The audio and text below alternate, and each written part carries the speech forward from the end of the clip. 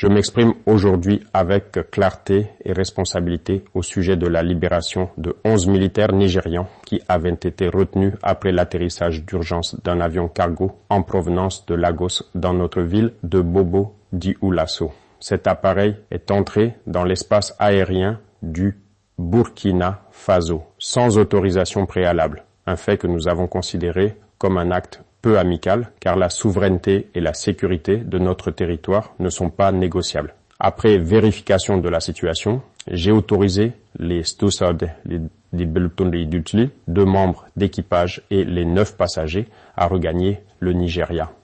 Des échanges se poursuivent concernant l'aéronef lui-même. Les autorités nigérianes expliquent que cet arrêt imprévu répondait à des procédures de sécurité et aux protocoles internationaux, en raison d'un problème technique survenu alors que l'avion se dirigeait vers le Portugal pour une mission logistique. Pendant toute la durée de cette situation, ces militaires ont été traités avec respect et dignité, conformément aux valeurs du Burkina Faso, tandis que les enquêtes techniques suivent leur cours.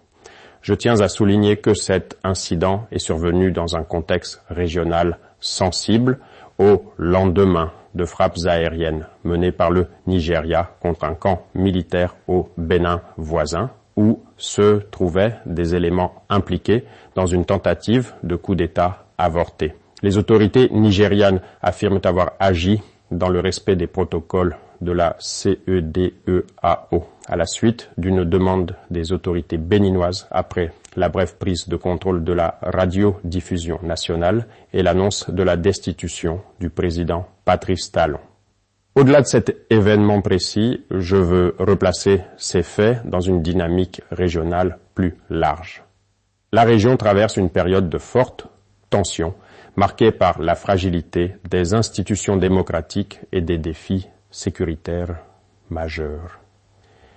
Comme cela a été rappelé au sein des instances régionales, les événements récents nous imposent une introspection sérieuse sur l'avenir de notre gouvernance et sur la nécessité d'investir davantage dans la sécurité collective.